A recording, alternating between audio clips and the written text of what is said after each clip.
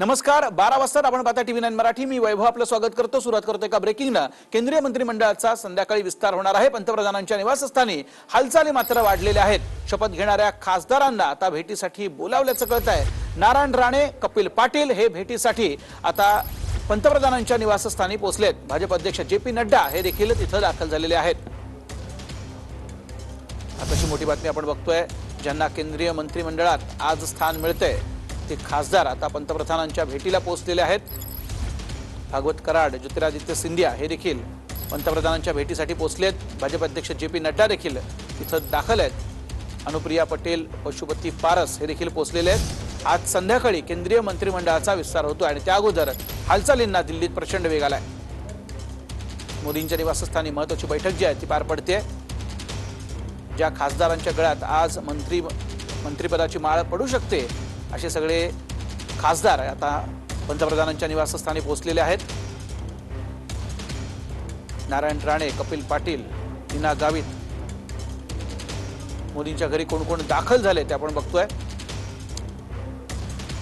त्यामुळे केंद्रीय मंत्रिमंडळात आज कुणाकोणाची वर्णी लागते याची उत्सुकता साऱ्या देशाला आहे. कोण कोण आहेत बैठकीत? JP नड्डा आहेत, ज्योतिरादित्य सिंधिया आहेत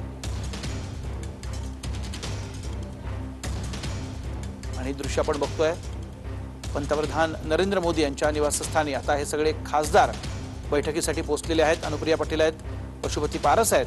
आज संध्याकाळी केंद्रीय मंत्रिमंडळाचा विस्तार होतोय आणि या खासदारांना मंत्रिपद मिळण्याची शक्यता. अमित शहा देखील आता पंतप्रधानांच्या निवासस्थानी दाखल झालेत. तर नारायण राणे, कपिल पाटील, JP नड्डा, अमित शहा, ज्योतिरादित्य सिंधिया हे सगळे आता बैठकीसाठी उपस्थित आहेत.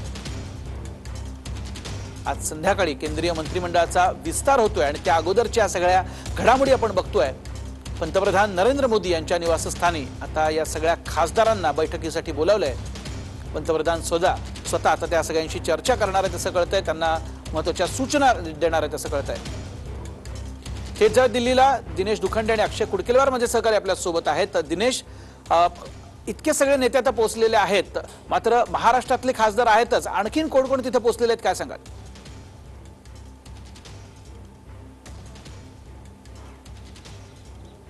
बघा, आज सायंकाळी केंद्रीय मंत्रिमंडळाचा विस्तार होतो आहे आणि त्या निमित्तानं पंतप्रधान निवासी लगबग सुरू झालेली आहे. महाराष्ट्रातून आणि अन्य राज्यातून ज्या खासदारांना मंत्रिपदाची संधी मिळणार असे सगळे खासदार हे आता पंतप्रधानांच्या निवासस्थानी पोहोचत आहेत. माजी मुख्यमंत्री आणि भाजपचे राज्यसभा खासदार नारायण राणे हे पंतप्रधान निवासी पोहोचलेले आहेत. भिवंडीचे लोकसभा खासदार कपिल पाटील हे पंतप्रधान निवासी पोहोचलेले आहेत. तसंच मराठवाड्याचे राज्यसभा खासदार भागवतराव कराड हे सुद्धा पंतप्रधान निवासी पोहोचल्याची माहिती मिळते आहे.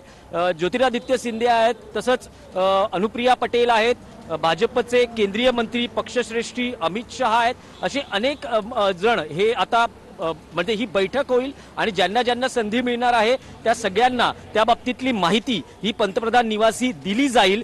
पण सगळ्यात महत्त्वाचं म्हणजे महाराष्ट्राच्या बाबतीत उत्सुकता आहे की जे 3 चेहरे ज्यांना म्हटलं जातं आहे की त्यांची केंद्रीय मंत्रिपदी वर्णी लागण्याची शक्यता आहे, अशा 3 चेहऱ्यांना, अशा 3 खासदारांना पंतप्रधान निवासी बोलावण्यात आलेलं आहे. राणे पोहोचलेले आहेत, कपिल पाटील पोहोचलेले आहेत, तसंच डॉक्टर भागवतराव कराड पोहोचल्याची ही माहिती मिळते आहे. जर आपण बघितलं की नारायण राणे यांचा एकूण राजकीय अनुभव, ते माजी मुख्यमंत्री आहेत, त्यांनी विरोधी पक्षनेतेपदही बजावलेले आहे, तसंच त्यांनी मंत्रिपदावरही आपली छाप सोडलेली आहे, म्हणजे त्यांची चांगली कामगिरी राहिलेली आहे. त्यामुळे भाजप पक्षश्रेष्ठींनी त्यांचा मंत्रिपदासाठी, केंद्रीय मंत्रिपदासाठी विचार केलेला आहे. कपिल पाटील यांची लोकसभेची दुसरी टर्म आहे आणि ठाणे जिल्ह्याचं प्रतिनिधित्व करतायत, त्यामुळे त्यांनाही संधी मिळण्याची शक्यता आहे. तर मराठवाड्यातून भागवतराव कराड हे आहेत. त्यामुळे आता हेही बघावं लागेल की याआधी नरेंद्र मोदी यांचं दुसरं सरकार जेव्हा स्थापन झालं, महाराष्ट्रातून 5 चेहऱ्यांना संधी देण्यात आली होती. नितीन गडकरी, पियुष गोयल, प्रकाश जावडेकर, रावसाहेब दानवे आणि संजय धोत्रे अशांना हे 5 चेहरे मोदींच्या मंत्रिमंडळात होते.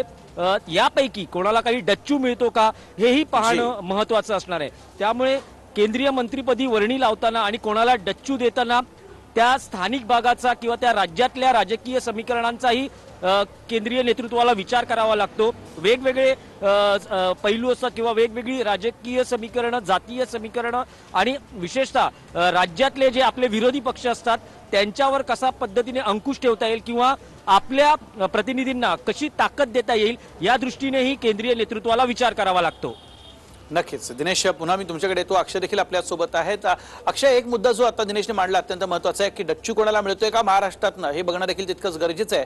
मात्र 2 ते 3 मंत्रिपदं मिळाली तर ही देखील खूप महाराष्ट्रासाठी खूप जमेची आणि मोठी महत्त्वाची बातमी असेल।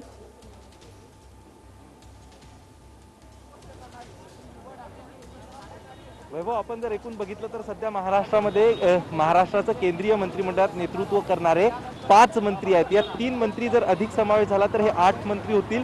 मात्र महाराष्ट्रातल्या कुठल्या तरी मंत्र्यांना त्यांच्या परफॉर्मन्स बेसवरती मंत्रिमंडळातनं कमी केलं जाईल अशा प्रकारची चर्चा दिल्लीच्या राजकीय वर्तुळात आणि एकूणच केंद्रीय मंत्रिमंडळात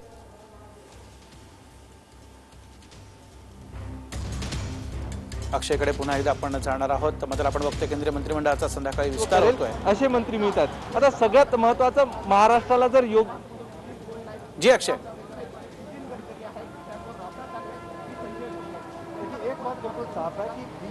वैभव, आपण जर या सगळ्या संदर्भात बघितलं तर वैभव, या सगळ्या संदर्भात महाराष्ट्राच्या वाट्याला जर 7 मंत्री आले तरीही विशेष त्यांच्याकडे कुठला पदभार सोपवला जातो, कुठले खाते त्यांना मिळतात हे बघणं तितकंच महत्त्वाचं ठरणार आहे। कारण महाराष्ट्राला जर महाराष्ट्राचा विकास करायचा असेल, एकूण देशाच्या विकासात महाराष्ट्राचं योगदान वाढवायचं असेल तर महाराष्ट्राच्या वाट्याला जी काही मंत्रिपदं येतील त्यांना पोर्टफोलिओ अर्थात त्यांना खाती देखील तशाच प्रकारची मिळणं गरजेचं आहे। नारायण राणे यांच्याकडे महत्त्वाचा पदभार येऊ शकतो, कारण नारायण राणे हे राज्याचे माजी मुख्यमंत्री आहे, राज्यसभेचे खासदार आहे। त्यांना महसूल मंत्री, मुख्यमंत्री, त्यासोबतच दुग्ध विकास मंत्री अशा अनेक अंगाने त्यांचा विषयावर नक्कीच। अक्षय, पुन्हा तुमच्याकडे येणार आहोत। दिनेश दुखंडे माझे सहकारी आपल्या सोबत आहेत। दिनेश, नारायण राणे यांच्याविषयी सातत्याने जी चर्चा सुरू आहे, आपण बघितलं विनायक राऊत यांचं देखील वक्तव्य आलेलं आहे, त्यामुळे कुठेतरी आत्तापासूनच विरोधाला देखील सुरुवात झालेली आहे। अर्थात टीका फक्त करू शकणार आहे शिवसेना, त्यावर काही करू शकणार नाही। मात्र नारायण राणे हे अधिकाधिक आक्रमक होतील मंत्रिपद मिळाल्यानंतर असं वाटतंय कोणाच?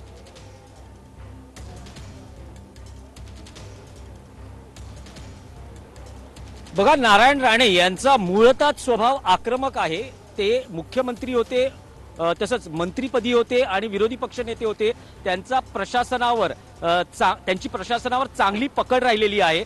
केंद्रीय मंत्रिपदी वर्णी लागण्याआधी भाजपच्या केंद्रीय नेतृत्वानं नारायण राणे यांची संपूर्ण माहिती घेतलेली आहे। विशेषतः मुख्यमंत्री असताना त्यांची कामगिरी कशी राहिली, विरोधी पक्षनेते असताना कामगिरी कशी राहिली आणि मंत्रिपद भूषवतानाही नारायण राणे यांनी कशा पद्धतीनं त्यांची भूमिका वठवली किंवा त्यांची कामगिरी राहिली, या सगळ्याचा सारासार विचार करूनच आता त्यांची केंद्रीय मंत्रिमंडळात वर्णी लागण्याची दाट शक्यता व्यक्त केली जाते आहे। तसे संकेत मिळतात, कारण ते पंतप्रधान निवासी पोहोचलेले आहेत, त्यांच्याशी पंतप्रधानांची चर्चा होणार आहे आणि आज सायंकाळी 6 वाजता शपथविधी आहे। सगळ्यात महत्त्वाचं, नारायण राणे यांना कोणतं खातं मिळणार? राणे हे माजी मुख्यमंत्री राहिल्यानं नारायण राणे यांना मोठं खातं मिळेल अशी एकूण भावना किंवा असा एक राजकीय अंदाज राजकीय जाणकार व्यक्त करतायत। पण सगळ्यात महत्त्वाचं, अलीकडे जी मुख्यत्वे चर्चा होती की शिवसेना भाजप युती पुन्हा होऊ शकते, मुख्यमंत्री उद्धव ठाकरे यांनी दिल्लीत येऊन पंतप्रधान नरेंद्र मोदी यांच्याशी शासकीय भेटीनंतर व्यक्तिगत 30 मिनिटं चर्चा केली, त्यामुळे हे तर्क लढवले जाऊ लागत होते। आता शिवसेना भाजप एकत्र येण्याबद्दल जर राणे यांचा मंत्रिमंडळात समावेश होणार असेल तर त्या बाबतीतल्या काय घडामोडी होणार, हाही एक महत्त्वाचा मुद्दा आहे। मुंबई महापालिका ही निवडणूक महत्त्वाची आहे, त्या दृष्टीनं ही नारायण राणे हे पक्षाच्या कामी येऊ शकतात। नारायण राणे यांना मंत्रिपद दिल्यानं त्यांना बळ मिळू शकतं। मुंबई तसंच कोकणात भाजपची ताकद वाढू शकते। नारायण राणे यांचे चिरंजीव नितेश राणे हे सुद्धा भाजप आमदार आहेत, त्यांची दुसरी टर्म आहे। त्यामुळे या सगळ्या गोष्टीचा सारासार विचार करून शिवसेनेचे नेते जरी म्हणत असले की राणेंची केंद्रीय मंत्रिमंडळात वर्णी लागली तरी आम्हाला काही फरक पडणार नाही, पण नारायण राणे यांनी शिवसेना सोडल्यानंतर शिवसेना विरुद्ध नारायण राणे असा जो संघर्ष महाराष्ट्राच्या राजकारणात गेली अनेक वर्ष राजकीय जाणकारही पाहते, महाराष्ट्राची जनताही पाहते आहे, त्यामुळे राणे यांना बळ देण्याचं, राणे यांना ताकद देण्याचं कामही झालेलं आहे मुंबई महापालिका आणि कोकणातल्या राजकीय दृष्टीनं, असंही एक आपण विश्लेषण या मंत्रिपदाच्या संधीनं आपण करू शकतो. नक्कीच दिनेश, आणि त्याचबरोबर आपण बघतोय ज्योतिरादित्य सिंधिया देखील आता तिथं पोहोचलेले आहेत. आपल्याला माहिती आहे काँग्रेस सोडून त्यांनी भाजपामध्ये प्रवेश केला आणि एक तरुण तडफदार नेतृत्व म्हणून सारा देश त्यांना ओळखतो. एक खूप वेगळी मोठी जबाबदारी कदाचित त्यांच्यावरती सोपवली जाऊ शकते आज.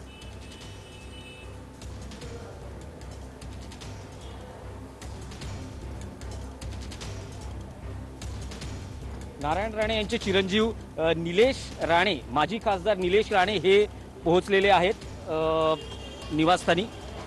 आपण त्यांच्याशी चर्चा किंवा त्यांच्याशी संवाद साधण्याचा प्रयत्न करणार आहोत, पण अजूनही ते काही बोलायला तयार नाही आहेत, गाडीत आहेत. नुकतेच ते पोहोचलेले आहेत नारायण राणे यांच्या दिल्लीतील निवासस्थानी.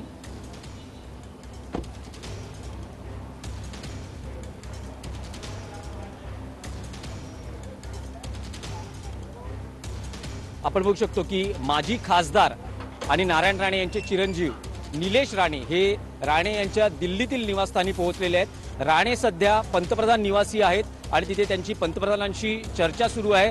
ज्या चेहऱ्यांना मंत्रिपदी संधी मिळणार आहे अशा खासदारांना पंतप्रधान निवासी बोलवण्यात आलेले आहे. तिथे भाजपचे केंद्रीय नेतेही उपस्थित आहेत. तसंच राज्य सोडून विविध राज्यातून ज्या खासदारांना संधी मिळणार आहे असे खासदारही पंतप्रधानांच्या निवासस्थानी पोहोचलेले आहेत. सध्या मी नारायण राणे यांच्या दिल्लीतील शासकीय निवासस्थानी आहे आणि तिथूनच आपण या घटनांचे अपडेट्स देत आहोत. आपले एक सहकारी अक्षय कुडकेलवार हे सध्या पंतप्रधान निवासी आहेत. तिथे ज्या घडामोडी घडत आहेत त्या बाबतीतले ते अपडेट्स देत आहेत. पण आपण प्रश्न विचारलात, पुन्हा एकदा तो प्रश्न तुम्ही मला सांगाल? नक्की तो प्रश्न तर विचारतोच, मात्र दिनेश आपण बघतोय निलेश राणे देखील पोहोचलेले आहेत. राण्यांसाठी आणि राणे कुटुंबियांसाठी आजचा दिवस अत्यंत महत्त्वाचा म्हणावा लागेल, कारण गेल्या काही महिन्यांमध्ये वर्षांमध्ये जो संघर्ष आपण राण्यांना करावा लागला तो बघितला. पक्ष त्यांना बदलावे लागले, त्याच्यानंतर भाजपमध्ये येऊन कुठेतरी आता स्थिरते होत आहेत. त्याच्यानंतर मिळालेली खासदारकी आणि आता मिळणारं मंत्रिपद व्यक्तिशः राण्यांसाठी आणि कुटुंबियांसाठी हा खूप महत्त्वाचा दिवस. दिनेश,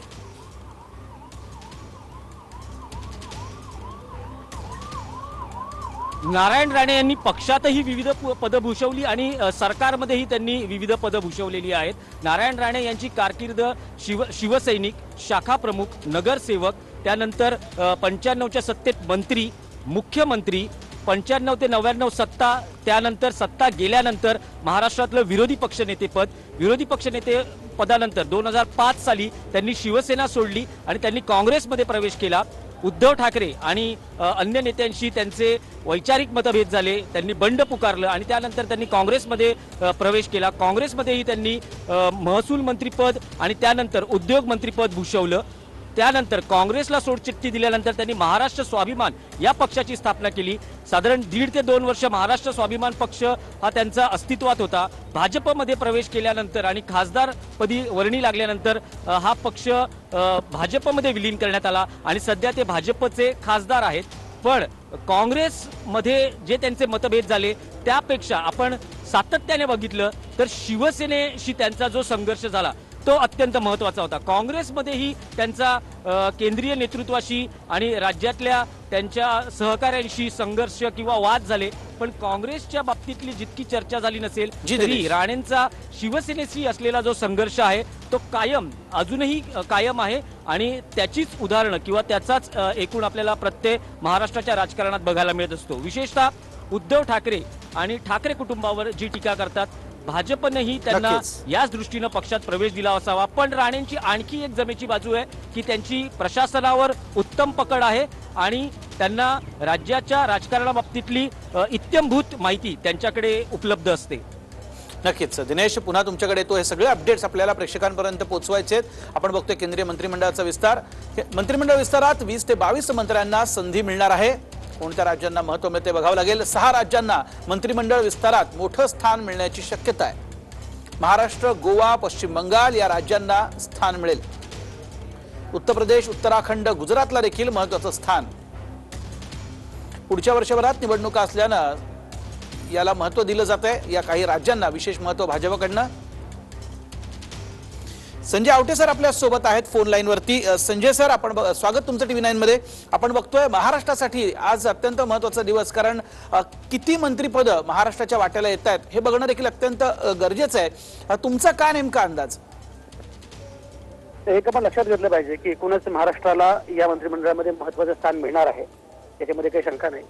ज्याप्रमाणे आगामी वर्षामध्ये ज्या निवडणुका आहेत त्यामध्ये उत्तर प्रदेश आहे, त्यानंतर गुजरात आहे, अशा राज्यांना महत्त्वाचं स्थान मिळणं स्वाभाविकच आहे, त्याच्यात काही शंका नाही। पण महाराष्ट्र हे जास्त महत्त्वाचं आहे, कारण महाराष्ट्रामध्ये मुळातच ज्या प्रकारची नाचक्की भाजपची झालेली आहे आणि त्यामुळे शिवसेना, काँग्रेस, राष्ट्रवादी काँग्रेस यांनी एकत्रितपणे येऊन ज्या प्रकारे भाजपचा पराभव केलेला आहे, तर तो पराभव भाजपच्या जिव्हारी लागलेला आहे आणि त्यासाठी आता भाजपचं बळ वाढवणं आणि भाजपचं बळ वाढवायचं असेल तर भाजपची केंद्रामधली ताकद राज्याची वाढली पाहिजे आणि म्हणून आता महाराष्ट्राला चांगलं स्थान मिळेल असं दिसत आहे। माझा अंदाज असा आहे की नारायण राणेंना याच्यामध्ये मंत्रिमंडळामध्ये स्थान मिळतं आहे, त्यांना चांगलं खातं, सन्मानजनक सगळ्या गोष्टी मिळतील। याचं सगळ्यात महत्त्वाचं कारण असं दिसतंय आता, एक म्हणजे नारायण राणे हे मुख्यमंत्री होते, विरोधी पक्षनेते होते, त्यामुळे त्यांना गव्हर्नन्स काय आहे, महाराष्ट्र काय आहे हे नीटपणे माहिती आहे। दुसरं असं की कोकणाचे ते महत्त्वाचे नेते आहेत, मराठा आहेत, मराठा आरक्षणाचा मुद्दा सध्या फार महत्त्वाचा आहे आणि सगळ्यात महत्त्वाचं म्हणजे शिवसेनेच्या विरोधामध्ये शिवसेनेला जर कोणी हवा असेल तर त्याच्यामध्ये अर्थात नारायण राणे, शिवसेनेची सगळी त्यांना अंतर्बाह्य शिवसेना माहिती आहे आणि आता आपण जर बघितलं विशेषतः आता 12 आमदारांचं निलंबन आणि या सगळ्या गोष्टी ज्या टप्प्यावर ज्या टोकाला जाऊन पोहोचलेल्या आहेत, त्यामुळे शिवसेनेला थेटपणे फटकारू शकेल, शिवसेनेवर हल्ला करू शकेल असा एक दमदार नेता भाजपला पाहिजे आणि ते नारायण राणेंकडे तसं बघतायत। त्याचा किती फायदा होईल वगैरे हा मुद्दा नंतरच आहे, पण त्यांना असं वाटतं। तर मला असं दिसतंय की राणेंना निश्चितपणे चांगलं स्थान मिळेल, महाराष्ट्राला याच्यामध्ये महत्त्वाचं स्थान असणारच आहे आणि ते स्थान मिळत असताना मी मगाशी म्हटल्याप्रमाणे केवळ ते प्रातिनिधिक स्थान असणार नाही, त्यामुळे भाजपचं बळ वाढेल, ज्यामुळे खरोखरच शिवसेना, काँग्रेस, राष्ट्रवादी काँग्रेस यांच्या विरोधातला हल्ला जो आहे तो अधिक तीव्र करणं शक्य होईल आणि त्याशिवाय जातीय समीकरण वगैरे या सगळ्या अनुषंगाने महाराष्ट्र तसंही महत्त्वाचं राज्य आहे, 48 मतदारसंघ असणारं असं राज्य आहे। महाराष्ट्रामध्ये आता निवडणूक कुठलीही विधानसभेची निवडणूक घेऊ घातलेली नाहीये, पण मला असं दिसतं की तरी सुद्धा महाराष्ट्राला जे स्थान मिळेल त्यामागे ही महत्त्वाची कारण जी नक्कीच। संजय सर, त्याचबरोबर आहेत जातीय समीकरण असतील किंवा बाकीचा देखील काही पर्यायाचा विचार केला जाईल? मी तेच म्हटलं मगाशी की जातीय समीकरणाचा विचार केला जाईलच। नारायण राणे हे मराठा आहेत, हा त्यातला एक फार महत्त्वाचा भाग आहे, तर जातीय समीकरणाचा विचार केला जाईल। त्यामध्ये कुठली कुठली नावं पुढे येत आहेत ते आपण बघू, पण मला असं दिसतंय की हा विचार करताना प्रादेशिक जातीय हाही मुद्दा पुढे असेल, पण सगळ्यात महत्त्वाचा मुद्दा ज्यामुळे भाजपचं महाराष्ट्रातलं बळ वाढेल आणि ज्यामुळे प्रामुख्याने शिवसेनेला नीटपणे धक्का बसेल किंवा शिवसेनेवर हल्ला चढवेल अशा प्रकारचं नेतृत्व पुढे येणं हे भाजपला जास्त महत्त्वाचं वाटत असणार असं दिसत आहे। नक्कीच। संजय सर, विनायक राऊत यांची प्रतिक्रिया मगाशी TV9 ने घेतली आणि थोडीशी चलबिचल दिसतेच आहे शिवसेनेमध्ये एकूणच। ते किती म्हणत असले की आम्हाला काही फार फरक पडणार नाही नारायण राणे यांना मंत्रिपद मिळाल्यानं, मात्र संघर्ष अधिकाधिक तीव्र होत जाईल असं वाटतं? संघर्ष तीव्र होत जाईल आणि तो संघर्ष तीव्र होत गेला पाहिजे अशी भाजपची इच्छा आहे।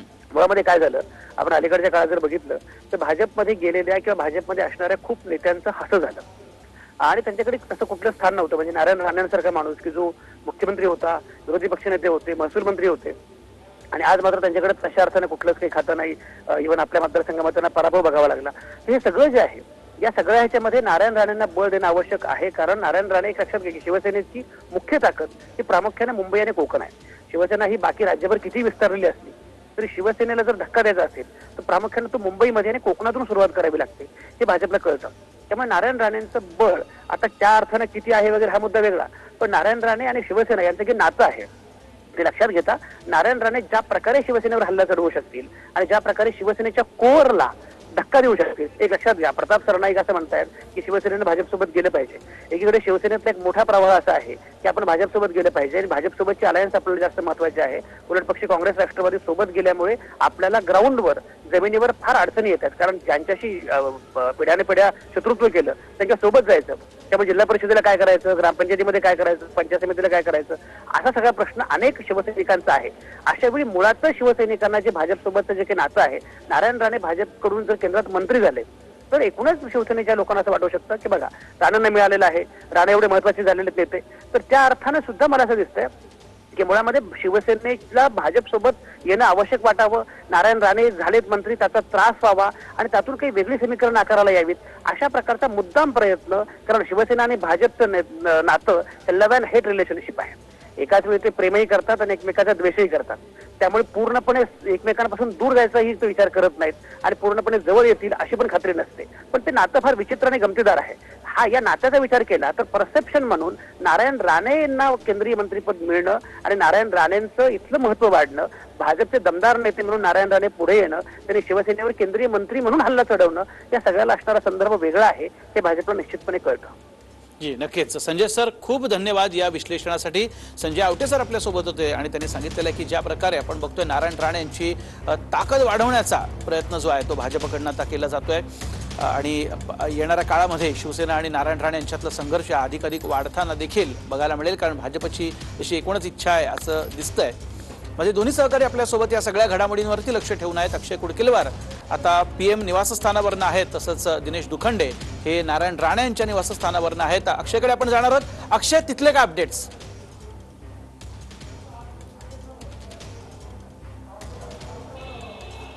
वैभव, महाराष्ट्राच्या वाट्याला 4 मंत्रिपदे येण्याची शक्यता आहे. एका नावाची आणखी जोरदार चर्चा दिल्लीत सुरू झालेली आहे. भारती पवार दिंडोरीच्या खासदार, नाशिक जिल्ह्यातील दिंडोरीच्या खासदार, ज्या राष्ट्रवादीमधनं पुन्हा राष्ट्रवादीमधनं ज्यांनी भारतीय जनता पार्टीत प्रवेश केला होता, या भारती पवार यांचं नाव आता पुन्हा एकदा राज्याच्या जो विस्तार होतोय कॅबिनेट मंत्रिपदाचा, त्या विस्तारात त्यांचं नाव आहे भारती पवार. आपण जर एकूण बघितलं, जसं संजय आवटे सांगत होते की इतर पक्षातनं भारतीय जनता पार्टीमध्ये आलेल्यांचं नेमकं काय केलं जातं, त्यांना काय महत्व दिलं जातं हे दाखवण्याचा भाजपाचा प्रयत्न आहे. तर कदाचित ज्या प्रकारे काँग्रेसमधनं नारायण राणे भारतीय जनता पार्टीत आले होते, तशाच प्रकारे राष्ट्रवादीतनं भारती पवार या भारतीय जनता पार्टीमध्ये आल्या होत्या आणि भारती पवारची ताकद देखील उत्तर महाराष्ट्रात वाढवण्याचा प्रयत्न भारतीय जनता पार्टीच्या माध्यमातून केला जातो आणि शेवटच्या क्षणी हे नाव अजूनपर्यंत यावर शिक्कामोर्तब झालेला नाही. मात्र जर भारती पवार यांचं नाव निश्चित थोड्या वेळात झालं तर हे लॉटरी त्यांच्यासाठी म्हणावी लागेल, कारण गेल्या 8 दिवसांपासून जी नावं आपण दिल्लीत चर्चेत ऐकत होतो त्यात भारती पवार यांचं नाव कुठेही नव्हतं.